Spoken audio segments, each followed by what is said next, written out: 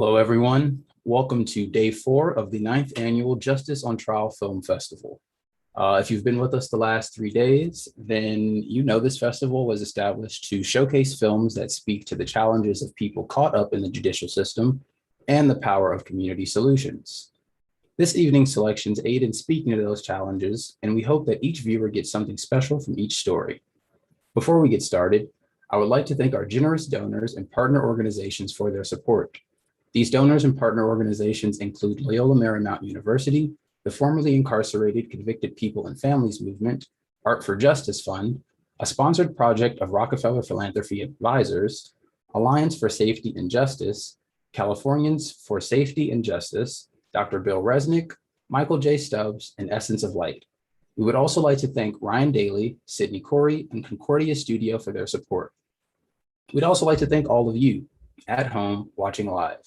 Many of you have already donated through our Eventbrite page, and to those of you who still wish to donate, you can do so by texting Freedom Work to 44321. Again, that's texting as one word, Freedom Work, to the number 44321. After you send that text, you'll receive a secure link with our Give Lively page where you can donate. We appreciate your support and faith in our mission. Tonight's schedule will consist of 2 films, Changing the Game and Time.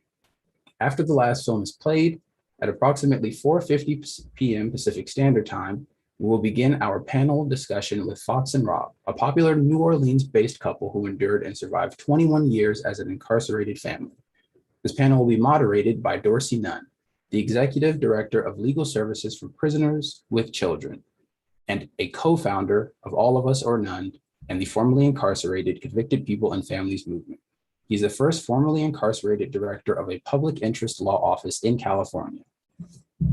These films will be starting shortly. Please be sure to scroll down to the website and click on the Films tab as the films will start momentarily. After the films have all finished, please remember to click back on the opening remarks panel to participate in the conversation. Once again, thank you for joining us and enjoy the evening.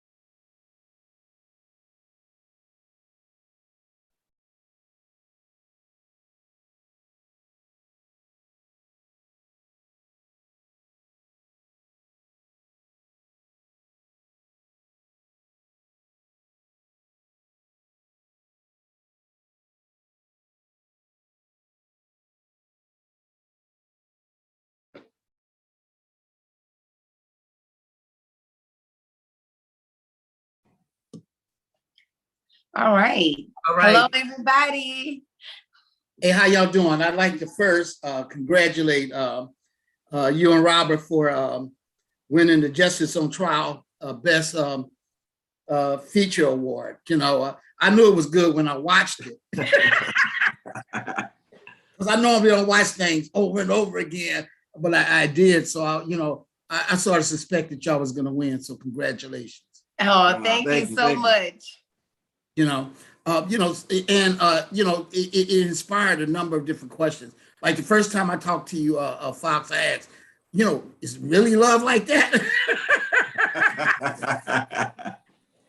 Like somebody really getting love like that, Doris. I know a whole bunch of people didn't get no visits.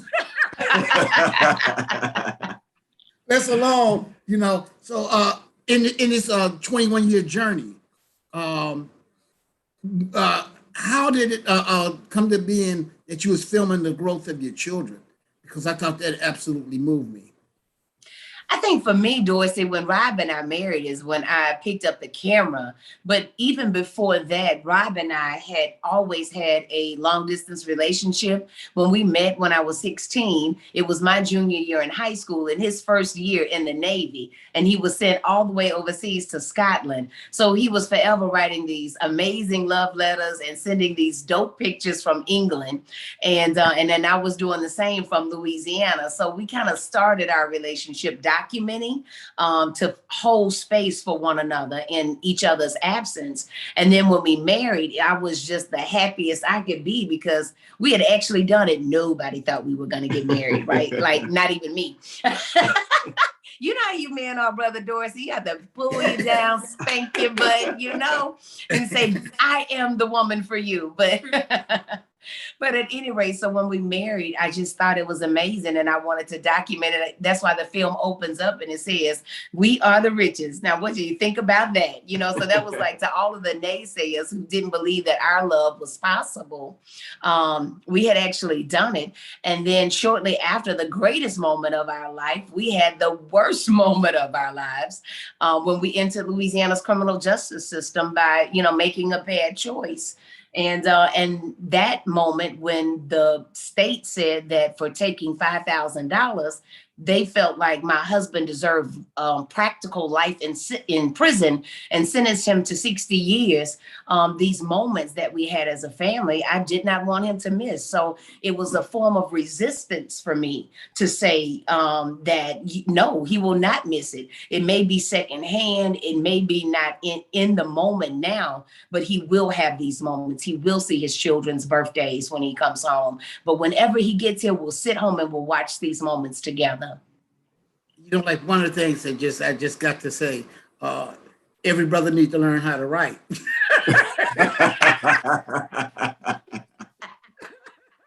I don't care what you're doing. I don't care how you're making your living. You need to learn how to write.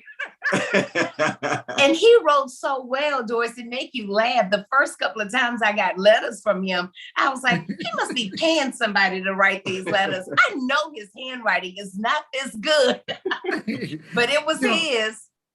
How did you where did you serve your time at Angola? Yes, all every 21 years and 4 days of it. Man, just amazing experience to say the least. Because in watching the video, I sort of suspect that is first the trials and tribulations is clearly there, but the other parts of there, it's a remarkable love story, and if they talk about family values, obviously this should be not only in the film festival, but it should be probably in on HBO and the major parts of the things that people should see it. So, how did you take it when you actually came home and seen the video for the first time, Robert? Probably like everybody else that had a chance to watch time. I cried from the opening credits to the closing credits. And the craziest thing about it is that 1 minute I was crying tears of joy, another minute I was crying tears of anger. Another minute I was, just crying because I didn't know what I was crying for, so it just, I was a sea of emotions. And To be honest with you, I think in total, from the world premiere at Sundance to us finally, making it to the Oscars, I think Fox and I collectively might have watched the film 3 times in total, because it's a lot to deal with all at one time, because that is something, as far as the film, people get an opportunity to see 20 plus years worth of footage in all of about 81, 82 minutes. And when it, in my eyes, though, when I see it, it's like I go back through all of these missed moments, because, when you're in the heat of battle, you don't really have time to really think about the fact that you're getting hit. You don't have time to really think about the fact that your nose is bleeding. You don't have time to really think about the fact that you're tired and drained and all that other stuff. You just got to keep going until it's over with. And with that being said, it was the first time that Fox and I and us as a family got an opportunity to unpack a lot of the emotional as well as psychological drama and trauma that we both had endured, for over 2 decades as husband and wife, as individuals, and collectively as a family, So it was no small feat, to say the least. Like, one of the things that stood out for me is your video didn't come in from the perspective of I didn't do it. Right. So we didn't even have to wrestle with the question between whether or not a human being should be deserving or not deserving. So, I wonder, was that deliberate in terms of your approach? It was just our truth. Our truth is that the minute that we were basically in custody for the most part, it didn't take me long to process and realize that I made an error in judgment, and I needed to rectify it some kind of way. And I knew from the onset of it all that the objective here was basically to stop the hemorrhaging. I could continue to squander and all of that and make it more difficult. And to that end, we pled guilty to the charges. That's something that's not in the film, and it is a truth that a lot of people don't necessarily know, and that is that we all pled guilty to the charges originally, but a overzealous prosecutor and a money-hungry attorney caused the fumbling of a plea bargain that had been set in place. And as a result, what you see throughout the film is us fighting to get that justice that was fumbled from the onset. And it wasn't until I think 2013, 2014, that in a landmark decision in a case of Missouri versus Frye, Cooper versus Taylor, in those 2 companion cases, it was at that moment that the analysis as to how you go about judging ineffective assistance of counsel at the pretrial phases came to a point that it was protected under the 13th Amendment. Prior to 2013, 2014, you didn't really have a constitutional right to ineffective assistance of counsel in plea bargaining aspects of things. So what you see throughout the film is us fighting to get those rights. I know that both of y'all still actively engaged in trying to free other people, because I can recognize freedom fighters when I meet them. So tell me, what are y'all doing to help other people who are still left behind those lines and the barbed wires and walls? How is your life shaping out? Because I don't think that what you went through that you can just simply forget and walk away. Yeah, I guess Fox says it best when she says that to be free is to free others. So once I came home, we started a ministry, and that ministry had its first initiative in the form of participatory defense. It is a national effort that is happening all across our nation with 35 hubs, and we teach legal awareness as the best form of defense to justice-involved people. So with that being said, it's kind of like the old people used to tell you, when you know better, you do better. So we try to help people know a little bit better so that they can fare a little bit better, because in the big scheme of things, what we learned is that we're not necessarily a nation of trials, we're a nation of plea bargains. So if you can kind of handle things on the front end, the likelihood that you'll be spared a lot of extra time in prison and running your family through a whole lot of anguish and all that other type of stuff, could be eliminated just with, with people having a little bit more knowledge. So it just becomes our effort to try to put people that are closer to the pain, closer to the power. And we do that through And so what Rob is not saying is that we were fighting 4 different legal matters all at the same time. The last 4 years of Rob's prison sentence. And one of those matters was his right to geriatric parole in Louisiana.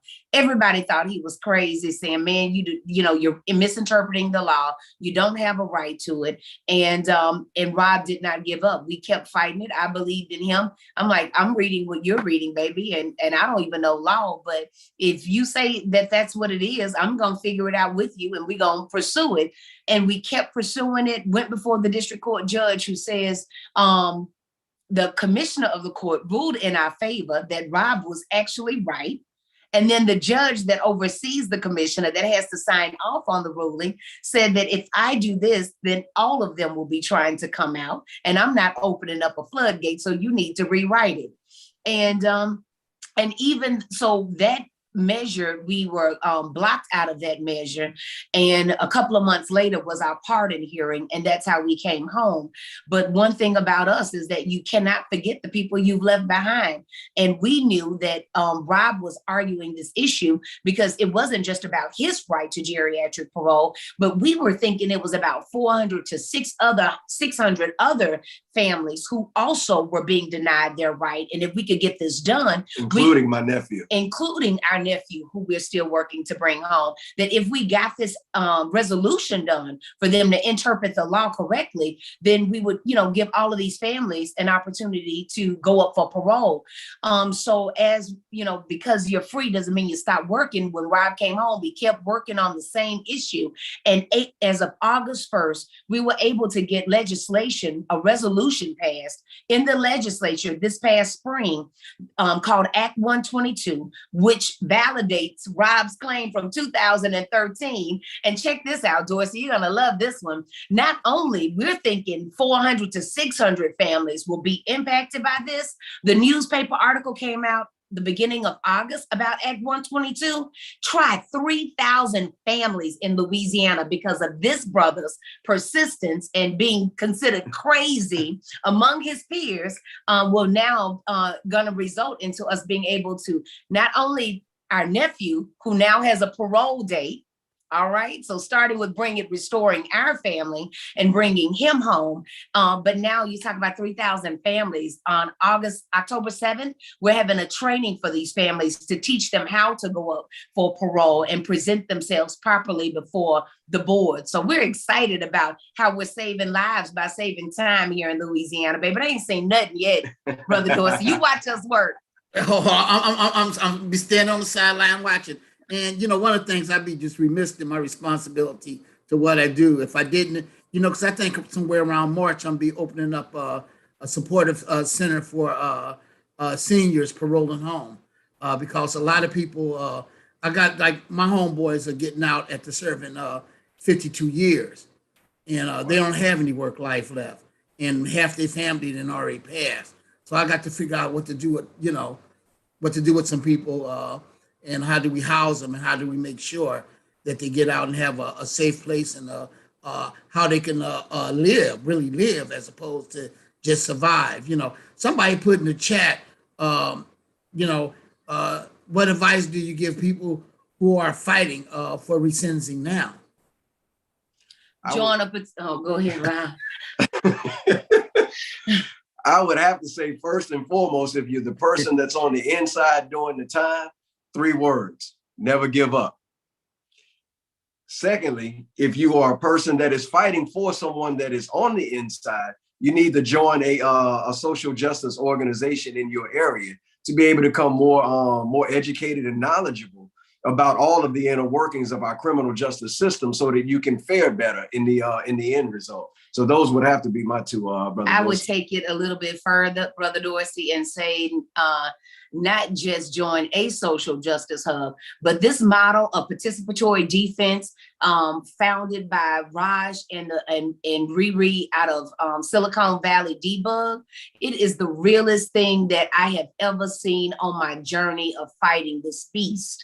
And so you don't need to just go to, because every social justice organization does something different, but teaching people how to participate in their own defense, hey, that's how we get there, building an army of fighters. If there is not a participatory defense hub, where they are, Participatory Defense's national website is participatorydefense.org. And you can check it out and see if there's a hub close to you. And if there's not, you can reach out to them and see how you could start one like we did in Louisiana. I'm telling you, brother Dorsey, this process right here, man. This thing's like judicial karate, man. I'm talking about this is a bad process.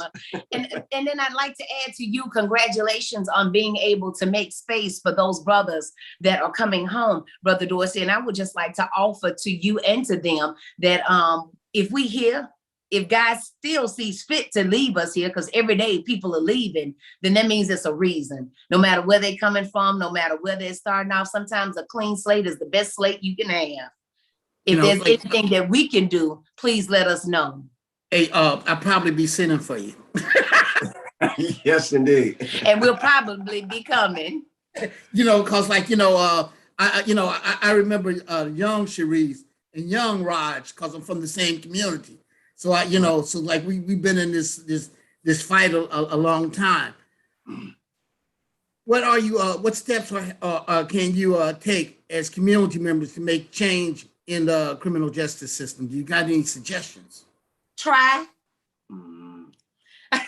Try. I know you probably couldn't understand my Southern drawl. Try. That's T-R-Y. Try. My favorite quote by Abraham Lincoln is, determine that a thing must be done, and then we shall find the way. First thing we've got to do is determine that it's got to be done. That means we got to try. And I think that is the first step in everything. When you try, you open your spirit man up, and God will direct your path. But the first thing we got to do is just try. Mm-hmm.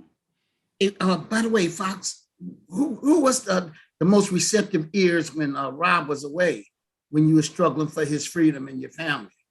Ooh, you almost made me cry. You gonna stop that? Snatched on my heartstrings. I wasn't even expecting that. Don't do me like that. The most receptive was my children.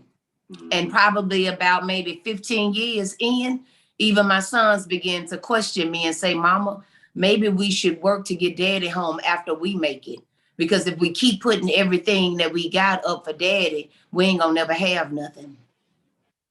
So why can't we wait, Mama?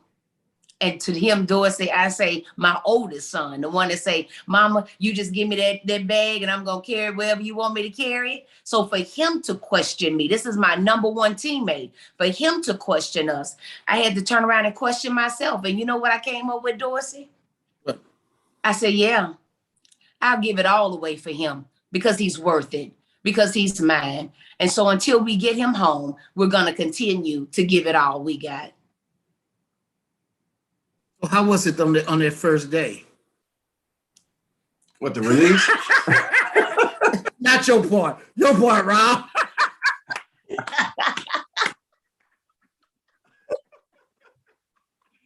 Oh man. When you hear the saying that there's nothing greater than a thought whose time has come, Brother Dorsey, I had thought about that first day for so many years, man, and so many days, huh? And for it to unfold in the manner in which it did, it was it was a dream come true. Yeah, I know it had to be, Yes, it did. So like, why are you there,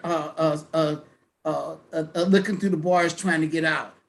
How many other people were you around? Because like, hey, I done been on the levees out there in Angola. Mm-hmm. And, Norris took me out there at one point to show me. And I know y'all ain't got walls and fences.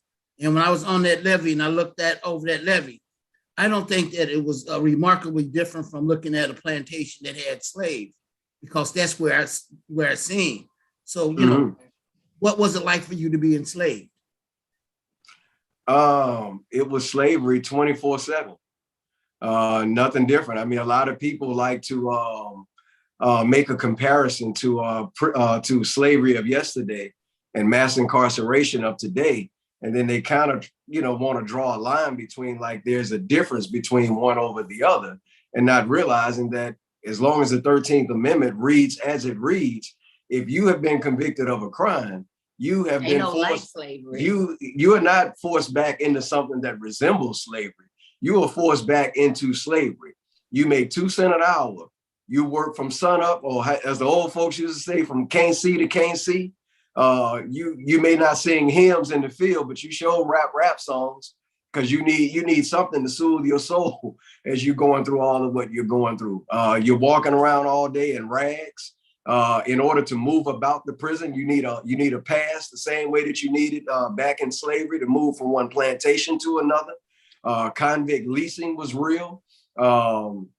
And like I said, chain gangs, all of that, it's not just something that you see depicted in the movie Life.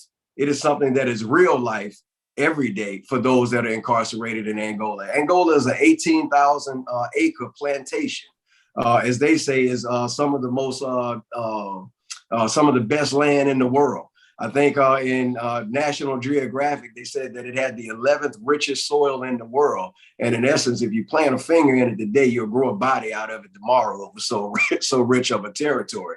But they have a golf course that is on the facilities for people that are visiting the authorities on the prison. And the caddies are people that are enslaved, people that are doing time there, because they're riding caddies around, they're escorting people around, they're cooking, they're shining shoes, and they're doing basically all of the same stuff that we did yesterday in slavery. So it's no different. It's a different name, but it's still the same practice. That's a remarkable answer. That boy better preach. I'm a fan of mouth over here, Dorsey. Hold it. In my lifetime, what's on my bucket list? Do away with the 13. That's on my bucket list, and I've been at this about, maybe 50 years at this point. But Fox, how did you maintain your sanity? Maybe that's not the right question. Did you lose your sanity?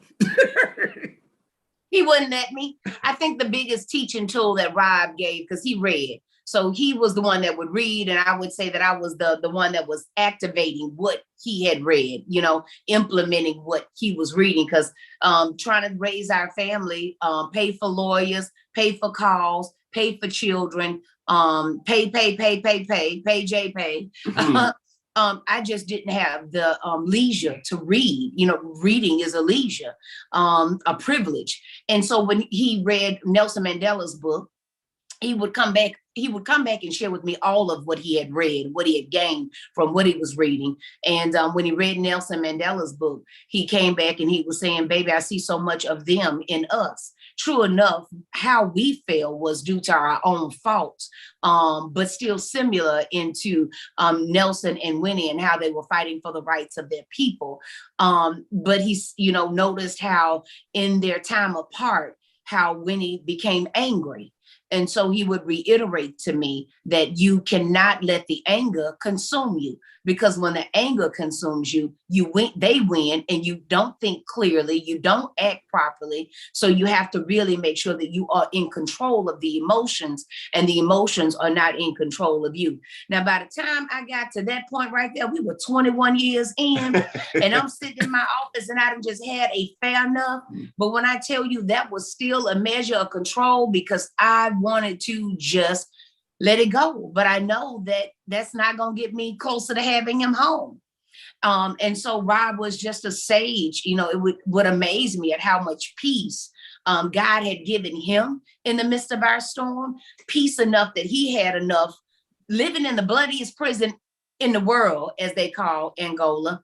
He had enough peace in his soul to pass some on to me and help me manage my day and my emotions as I'm trying to raise our sons. Hey, Rob, you wrote a lot of letters home. And we got all of them, Dorsey. We got all of them. And we weren't writing letters. We were making phone calls. The reason I asked that, because I'm in the middle of writing my first book, and it's based on the letters that I written from home. And my question is, have you went back and read them and seen your own growth? Indeed, I have.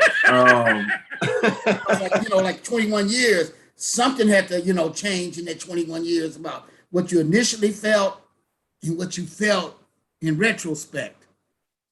One of the very first letters, Brother Dorsey, we were just cleaning out a shed in the back of my mother-in-law's home.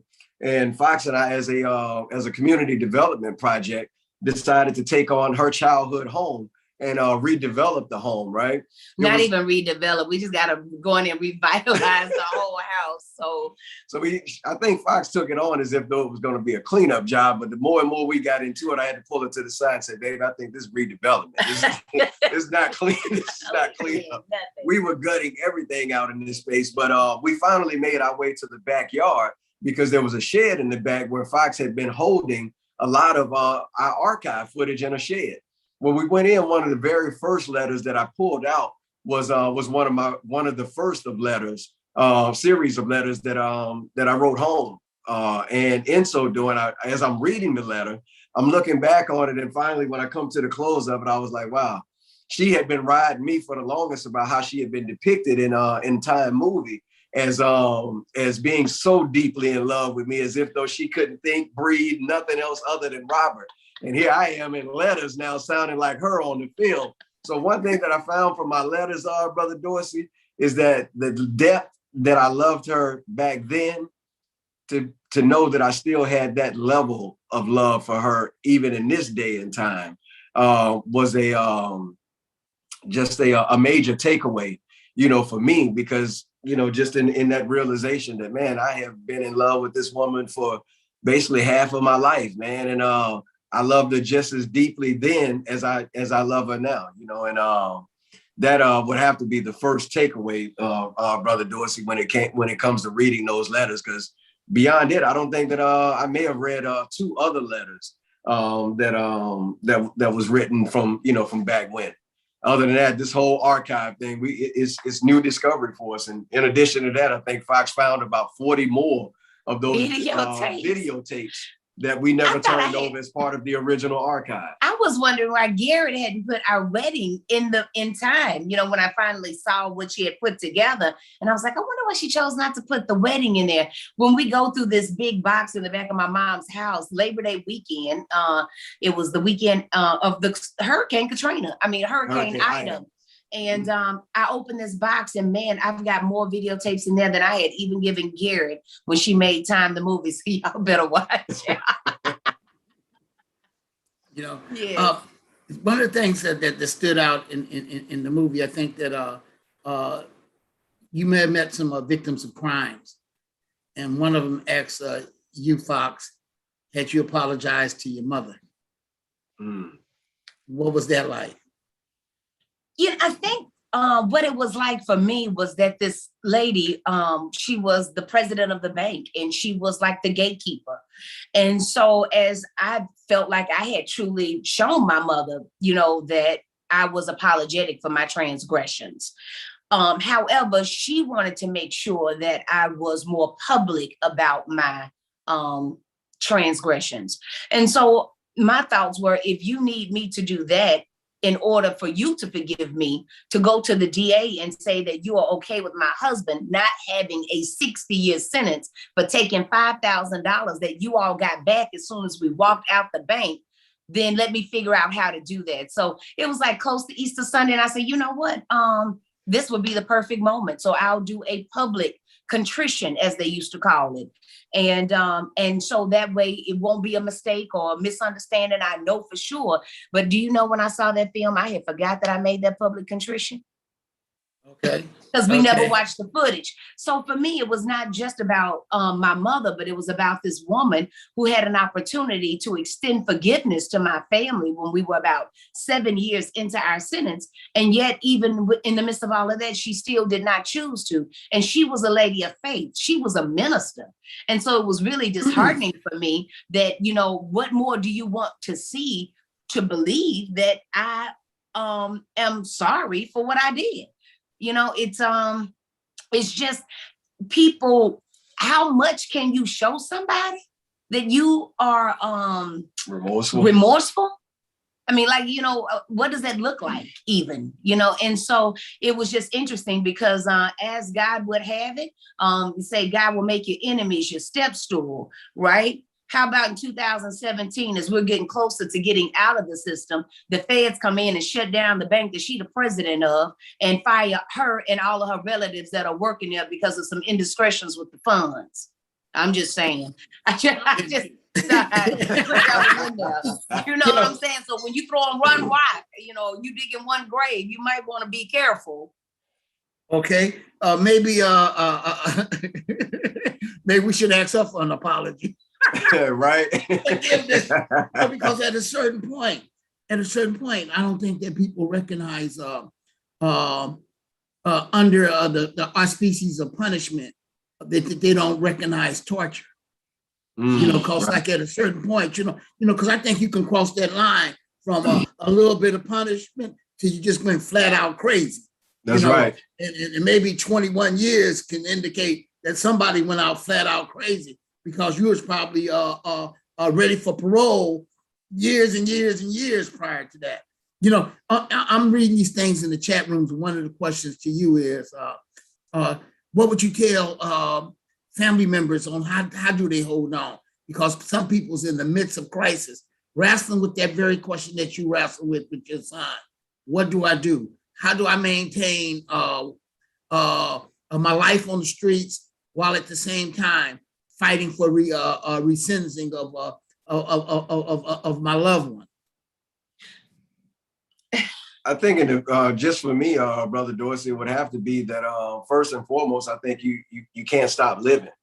The person that is on the outside has to realize that they have to continue living because it's through you that we, the person that's on the inside, we live vicariously through you. So every time that Fox was out speaking, every time she was out traveling, which, for leisure, and that was rare of an opportunity, but every exciting moment that she lived and that my kids lived and that she shared with me, it was as if though I was living those same highs the same way that they were. So it is important for people that are fighting for people that are on the inside that you got to remember that you have a life and you have a right to live it. The other piece is that I think for the person that is fighting from the inside, it was something I wanted to say in particular as it related to the person fighting from the inside. I think the person fighting from the inside has also got to live and do their part on the inside. Often what I see is that people on the inside expect, in particular women, not to have a life on the outside away from them. And that just doesn't work. The piece that I wanted to add, Brother Dorsey, was the fact that I think that you also have to create space for the person that you're fighting for. It's like goals. It's like a deity. You have to place it in front of you in some way, shape, or form as a pin-up or something that you post or whatever. There were different points in time where I think throughout our journey that Fox used to put she would set an extra plate at the table during holidays, during birthdays, and and those things in order to continue to hold space for me. There were other moments throughout our process that she would clean out a drawer and then she'd put me a fresh pair of underwear and a fresh pair of socks and a fresh t-shirt inside of there. There were other moments that she would clean out the closet and she would make space for me in the closet and she would hang me something that she got off the sales rack or something that she picked up at the thrift shop. She would shine a pair of shoes that she would have waiting for me inside of the closet. And then ultimately, she found a way to get me on a poster board from a picture that I had taken while I was in prison. And she made a life-size poster of me and she started carrying me around everywhere she was in space so that people would understand that she is a married woman with a husband and we have a situation here. And when our children would go out and they would go out with what we call flat rob, people would understand that these children have a father and the father is away somewhere and these children have a situation. So these are the things I think that are critically important to making sure that that we are doing the right things as we are struggling to become free and liberated? So mine would be 2 points, and I hope I don't forget them. But so the first one would be that the institution of family is greater than any individual member.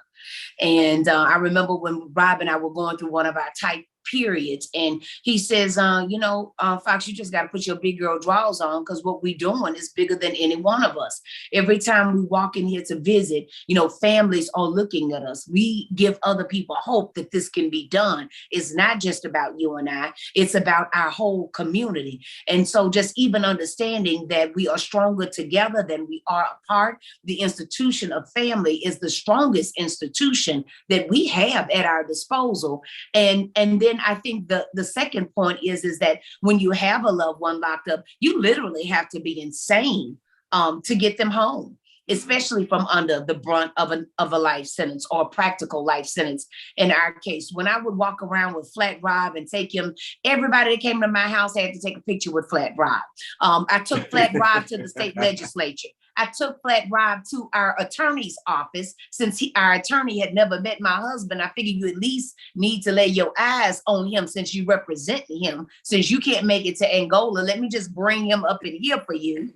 And so you really have to be obsessed and insane about your freedom, because every meeting for Participatory Defense Movement NOLA, PDM NOLA, at every one of our meetings, we recite the words of Assata Shakur. It is our duty to fight for our freedom, and it is our duty to win. We must love and support each other. We have nothing to lose but our chains. And so it is with that spirit that we moved every day on behalf of freedom and on behalf of restoration for our family. So you got to want it bad enough, because you got to be crazy to get it. Hey, Rob, have you did your international journey yet?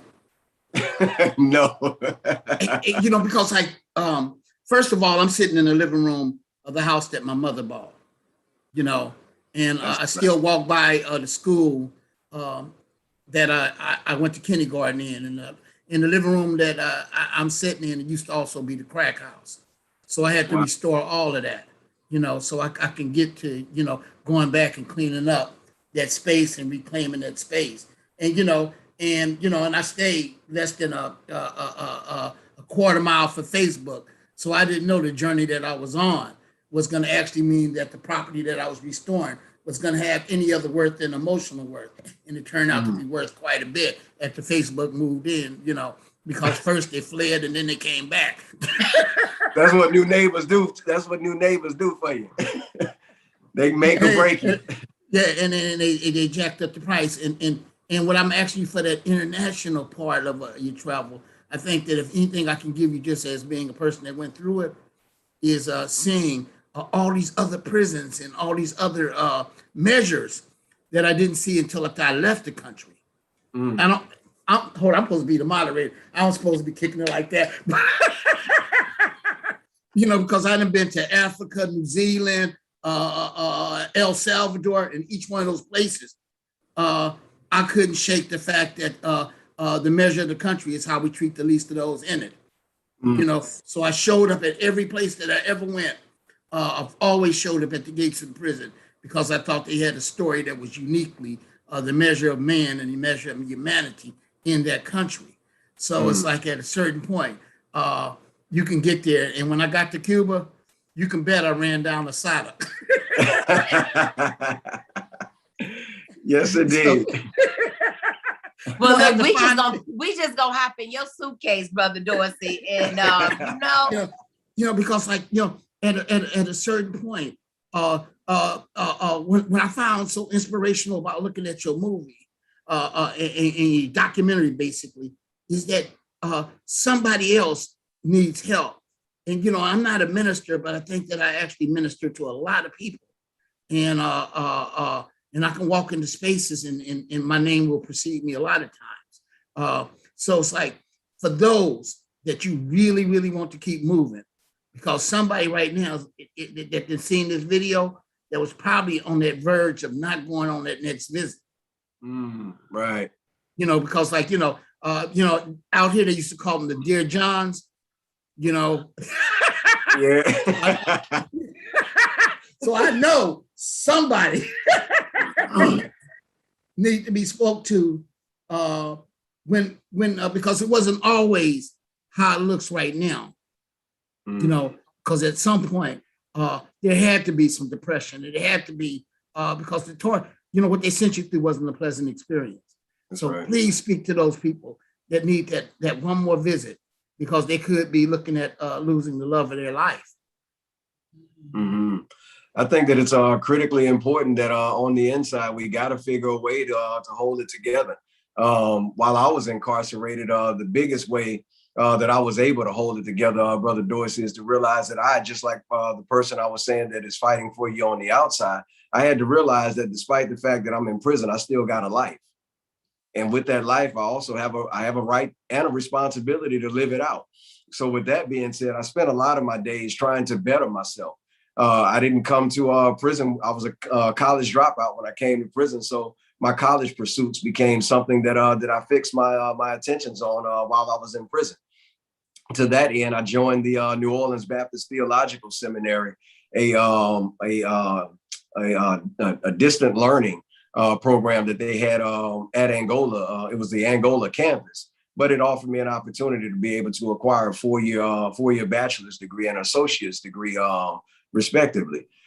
People like Norris Henderson and Wilbur Rito and a host of other brothers that served as my mentors. They served as shoulders that I stood up on top of, but they created programs for guys like myself that was inside of the prison so that we could continue to grow and become better men. So they started the Lifers program. They started the Angola Special Civics Project. They started magazines, and they showed what was possible if you apply yourself, despite the fact that you were behind prison walls. They started organizations that taught men how to work on cars. They started organizations that taught people how to cook, that taught them how to weld, that taught them reading, writing, and arithmetic, and those kind of things or whatever. So when I started really looking at it, I started realizing that on a day-to-day basis, man, I had a pretty full schedule. You know what I'm saying? So as I started to accomplish different things, I think what makes us most excited in life is that we have to have some wins in life.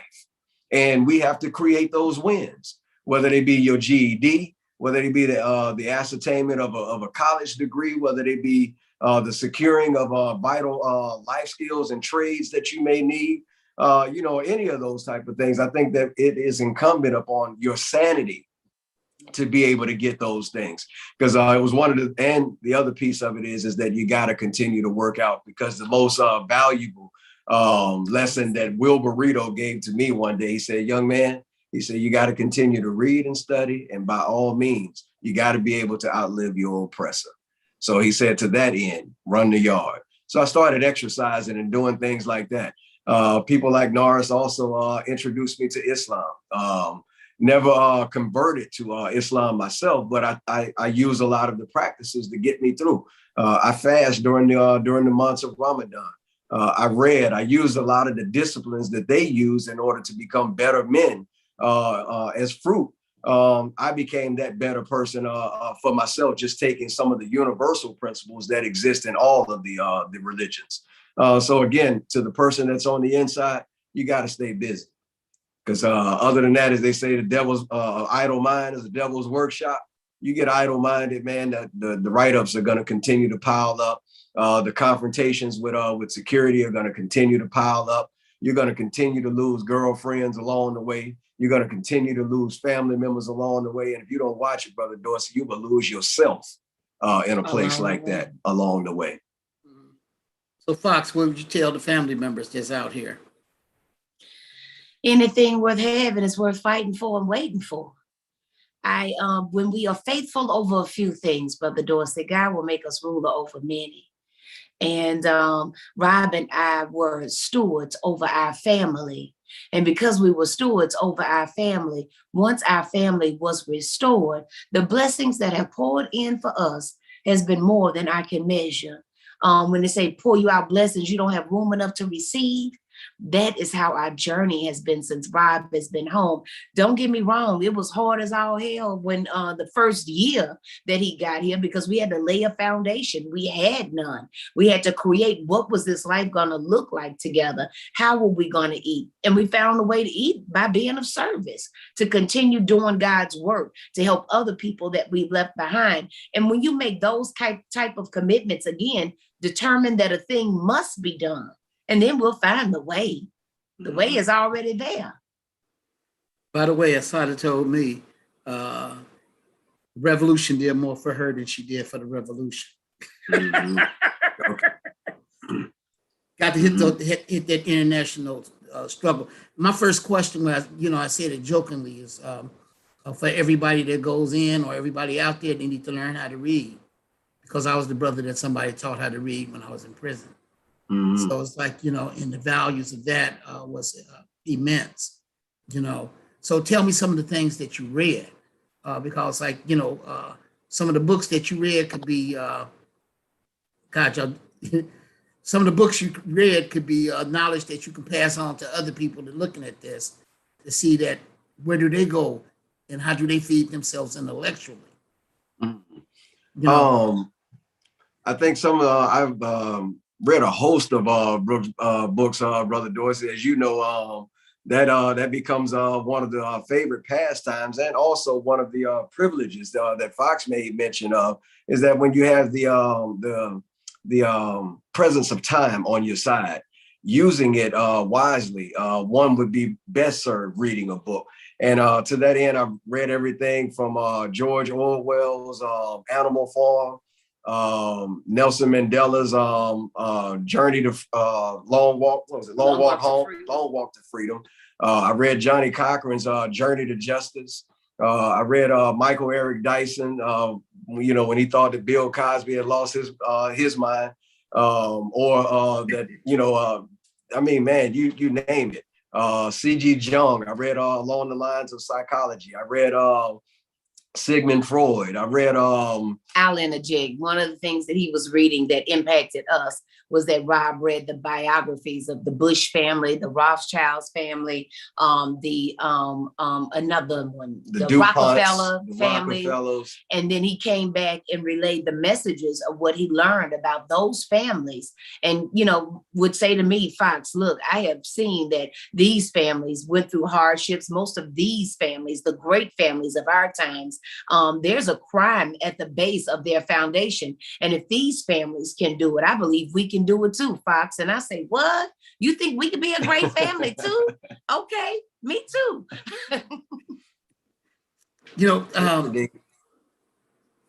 Because I got another question, because I'm getting so much from y'all. I forgot about it. Some other people here. Because on the real, once I learned how to read, it was so many people that I outgrew that I didn't bring along. And so I'm glad to hear how you conveyed that, where what you read was relevant. When I showed up at the pool hall that I got out, it was nothing there for me.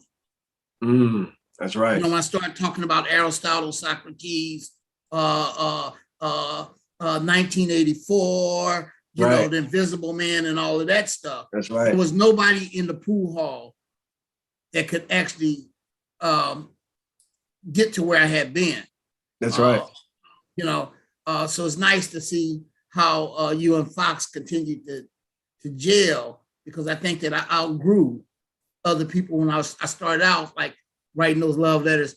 I love you. Do you love me? And at the end,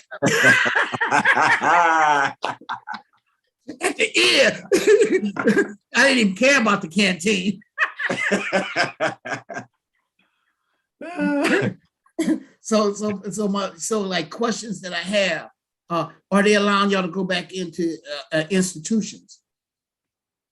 We have we were actually on a pretty good roll going in. We had been invited on a number of occasions back into Angola to speak both through they have a closed caption TV and radio station there, and they have on a couple of occasions brought us back in order to speak to the guys, to be able to bring a message of hope to be able to continue to, raise the level of morale and be able to continue to put faces like guys that have gone on from prison and that have been able to be and lead successful lives, post incarceration, because in Louisiana we have a very high recidivism rate, and a lot of people that leave within the first 3 to 5 years of getting on the streets, oftentimes they end up returning back to prison.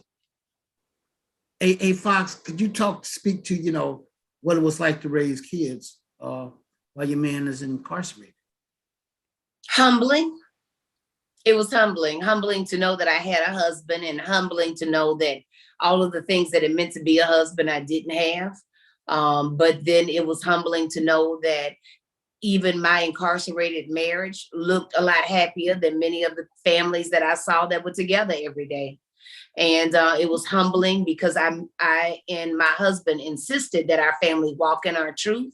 That means that sometimes you had to tell people that you were an incarcerated family, and that sometimes it wasn't always the most opportune moment when you would want people to know that you were an incarcerated family. But when it's your truth, it's your truth.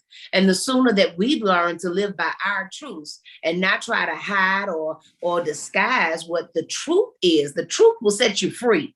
And when you don't allow society to minimize you or limit you because of the worst thing you've ever done, then you're already free. So raising my children, it was important that they had a relationship with their father. I hear people saying that they knew our family's truth. I would never want our children to go to school and some child on the playground, their parent knows our situation and tells it to our children before we do. That's really traumatizing. And so I think we set our children up for failure when we don't give them their truth and let them grow from it. And now here we are, our son Remington is working on his, what is this boy's 4th degree? Mm-hmm. He is graduated with his doctorate in dentistry and is now in his residency in orthodontics at Indiana University. One of our sons, Malik, the eldest son, he is in Italy right now studying wines. He's on the 2nd level of his sommelier exam. And our son Lawrence is in Denver in the tech field. Our son Freedom graduated in May from Loyola University in New Orleans and is now working with our congressman as a staffer in Congress on the Capitol. As a matter of fact, let me make you laugh, Dorsey. Last week, we went back to the district court to ask them about reconsidering Rob's sentence and was met with hostility, not kind. It wasn't going to happen there to a point where the judge told us that, if he had a chance to resentence my husband, he'd send him back to prison. The word in the office was that their office did not like how they were depicted in Time movie. So they were upset about it and was gonna let us know if we come back to them, then they're gonna wax our asses, okay? At the same moment that we're in the court getting this information, our son Freedom is at the United States Capitol meeting our governor from Louisiana on the steps because he's his personal tour guide for the next 2 days. And as we're talking to the district court judge, he's talking to the governor saying, "Welcome to Washington, Governor. I'm Freedom." Talk about a full circle moment.